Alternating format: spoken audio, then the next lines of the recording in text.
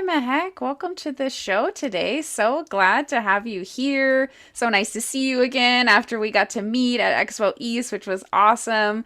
Yeah, how are you doing today? I'm doing very well, Jesse. It's very nice to see you and meet you again as well. It was such a pleasure catching up with you at Expo East, and I can't wait to speak with you further. Yeah, awesome.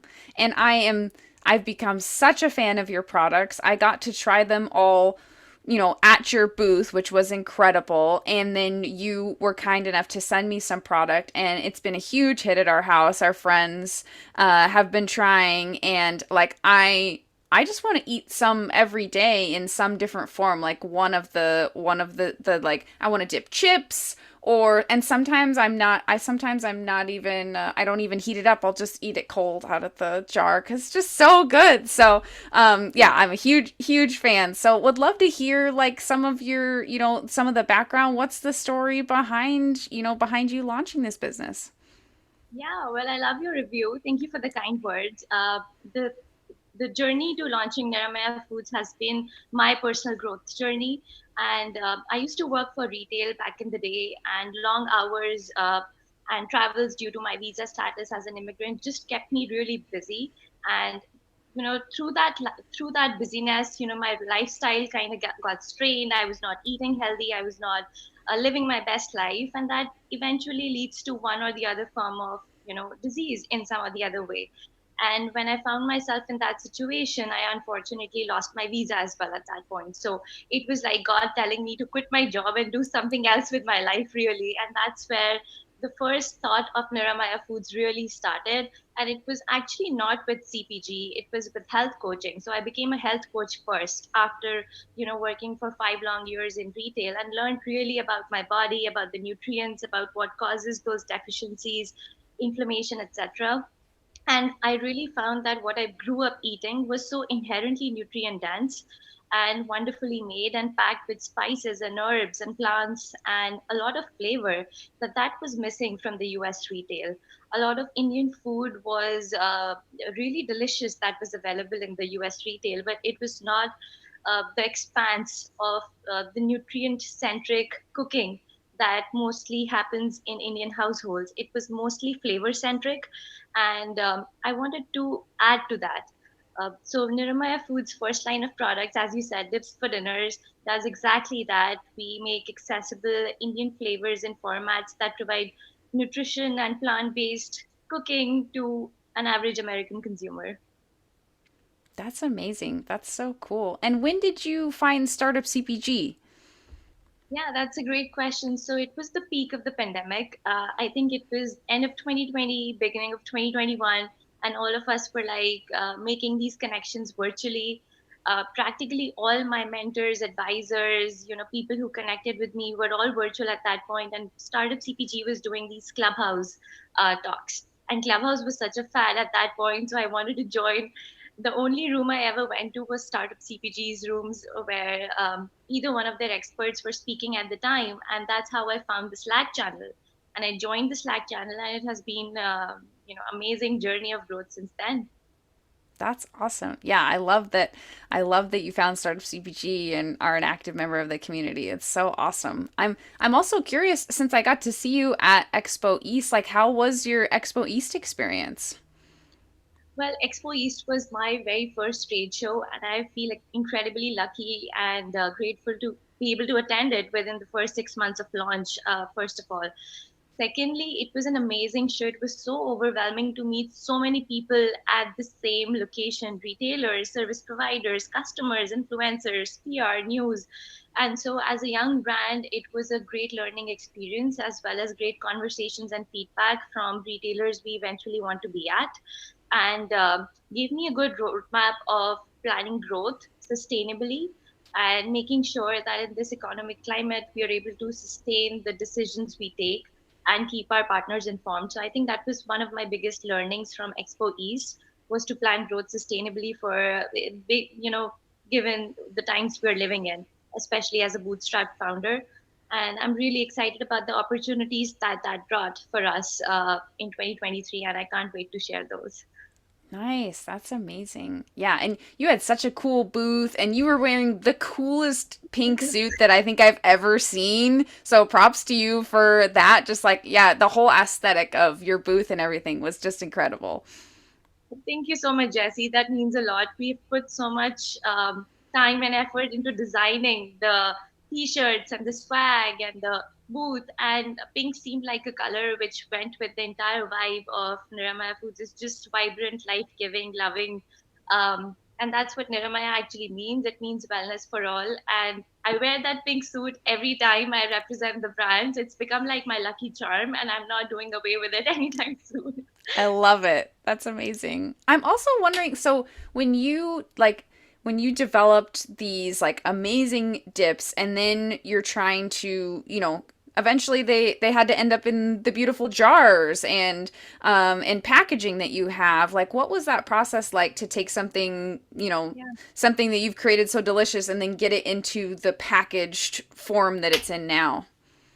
Yeah. So I ideated on these sauces at the peak of the pandemic in September of 2020, actually. And I was cooking and I was, you know, changing and tweaking factors to make it more nutritious and delicious for me and my family. And from then to actually reaching this package was 2 long years of trials and errors and production and scaling up, because I knew that with the supply chain issues that everyone was basically facing, we had to have a shelf stable product.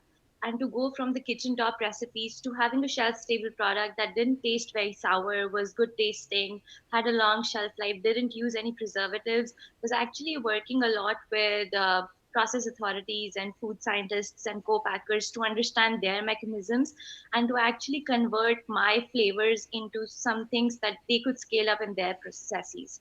And it was a great learning experience. I'm sure not a food scientist by any means, but I've learned a lot in the process, and it's a long process, but I think it's really worth it. Yeah. Are there any stories that stick out to you from like around launch time, or it could be before or after, that, yeah, just stories along the way so far that have like really, really stick in your mind? Yeah, I mean, I laugh at my failures now. Back then, they were really scary.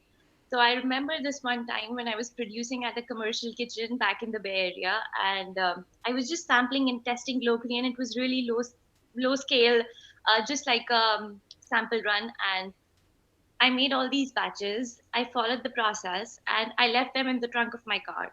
And then the next morning, something smells really horrible, and that entire batch caught fungus. And there was this Oh, one bottle that was open, leaked out, and that corrupted the entire batch. And oh my God, when I look back at that day, I really thought that this is the end.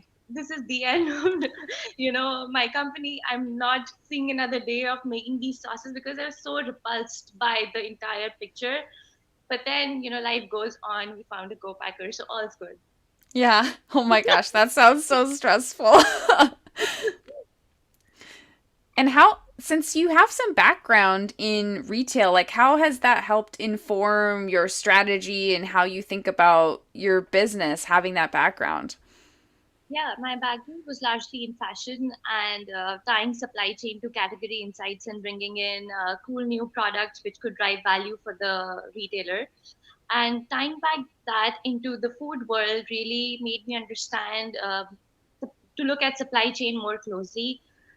Things like on time and full deliveries and chargebacks really hit the suppliers hard when they don't think about that from the get go. And knowing that, I think, has helped me sustainably plan the growth, reach out to buyers with empathy more than desperation. Being on the other side of the table, I understand how many people they are dealing with on a day in and day out basis, and the criteria that actually make products successful at retail is not the same as thinking about it from your passion endpoint. It has to bring value to the person you're selling to, whether it's consumers or retailers or investors or different kind of decision makers. So I think it's helped me in that way in really empathizing with the people I'm writing to. Yeah. Yeah, that's amazing. I also I think you got to present at, was it like a Nosh live event? Can you tell us about that? Yeah, so I presented at Nosh Life Pitch Slam this year in June of 2022. It was an amazing experience. Nosh in general puts together these great events, I think, 2 times a year. And the pitch was a good opportunity to put it out into the world, something that I was like really doing by myself, developing behind the scenes, working with all these co-packers and, packaging and, product and everything. So it was the first time we ever revealed our line of products. We hadn't even launched properly at that time, and we didn't even have inventory. So 2 days before that event was actually our planned trial run, and I was flying back from Colorado to New York to actually pitch for that event. So it was great. I think we got some amazing feedback from buyers and investors and retailers, which was really exciting, overwhelming at the same time because of the newness of our brand, but it steered us in the right direction in many ways. Yeah, interesting. And I definitely want to talk about, more specifics of what's coming up for you soon, but I'm also curious since you have some background in e-commerce as well, like how do you view e-commerce as part of this? Are you going to be more, retail focused? How are you thinking about the different channels? Yeah, that's a great question, Jesse. So, with respect to our sales channels, we definitely want to be omni-channel.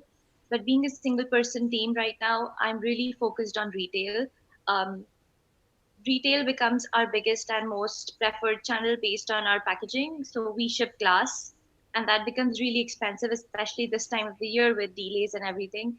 We found great partners to give us great rates with shipping and DTC. So that's definitely a channel for us longer term as we build more content, more awareness, and marketing. But we prefer retail, and the reason being that this is a innovation in the natural channel, and this is an innovation where people were used to simmer sauces and flavors and profiles. So I really want people to discover this brand right next to what they were already shopping with, so that it can give us feedback in terms of how was our innovation perceived, what are people making with it, and how are people choosing what they're choosing on the shelf today versus when our product is placed right next to our competitors, for example. So I think I really want feedback from the retail side of things, and that's why it has become our topmost priority. Yeah, that makes sense. And because the product is so versatile, do you have to do some education to kind of help people show how, I Yes. love that it's versatile, but also then you have a lot of ways to use it. And every time I see, I'm like, oh, I hadn't thought that I could do that too. Like I said, I mostly am just like, I always just want to eat it with chips because it's so delicious. But like, I'm curious about the education component of helping people show all the different ways they can use the product. Yeah, well, I'm glad you asked this question because I ask this question myself every day. And innovation comes at a price because you got to educate your customers. Um, I think of it in a slightly different way. So if you've ever seen an Indian friend or Indian coworker or Indian colleague of yours eat at home, they would probably have a plate and a flat bread or rice, and they would, so eating with hands in India is very common. So they would break the bread, dip it in whatever they are eating. So Indians have been eating stir fries, vegetables, lentils, which we call dals, as a dip for ages. And it's the largest form of tapas style eating, assembly style eating. uh, and so that was the intent behind that. You can just open the jar and dip whatever you want in it and have a meal, right? So it's, on one hand, I can think about it as, creating these various recipes and educating my consumer and spending these dollars. On the other hand, I can think about ways of really relaying this simple message: just eat and eat, open the jar and have your meal, you know. So I we're love figuring. that. Yeah. Yeah, that's awesome. Yeah, that is my other favorite way is to heat up. I have these gluten-free like pita breads that I really like, and I'll heat up one of those, cut it up into strips, and then also just eat it. Oh, so good. Love that. Amazing. Well, you're already there. I didn't have to educate you. Exactly. I mean, I think once people try it, they're just gonna start, they're gonna eat it out of the jar and start adding it to everything because the flavors are just incredible. Exactly. Trial does drive a lot of traffic for us, for sure. So yeah, tell us about what's coming up next in 2023. What are you thinking about? What are you excited about? What should we look out for as consumers? Yeah. So I'm based in the Northeast. So Northeast becomes the territory we launch with, and I really want to build relationship with a retailer that we first launch with in the natural channel to be able to support them with, as we talked about, trials and creative merchandising and demos and all this cool stuff to really drive traction for our product. So you can definitely look forward to retail expansion in 2023. A lot more cooler updates with respect to different merch that we had these bamboo spoons in silk sleeves giving away at Expo East. So we'll do more cool, fun stuff like that in 2023.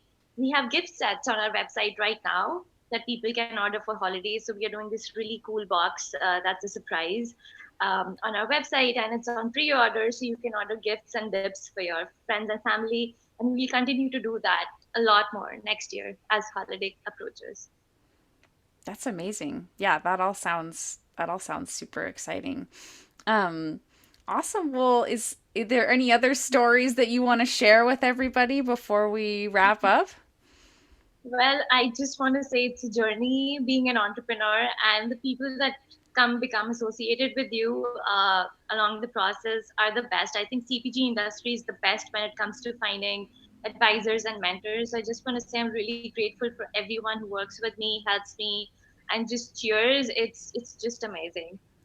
Yeah, oh, I'm so glad to have been able to meet you and get to try your incredible products. And I encourage everyone to go to Niramaya Foods. So it's Niramaya Foods. So NiramayaFoods.com. You can also go to Instagram at Niramaya Foods. So I encourage everyone to follow along. I'm so excited to keep following along. We're all cheering for you at Startup CPG. So, yeah, just so glad that you could join me today and tell us a little bit more. It's been really wonderful. Thank you so much, Jesse. It was so wonderful seeing you, and it was a pleasure talking to you. Awesome. Thank you.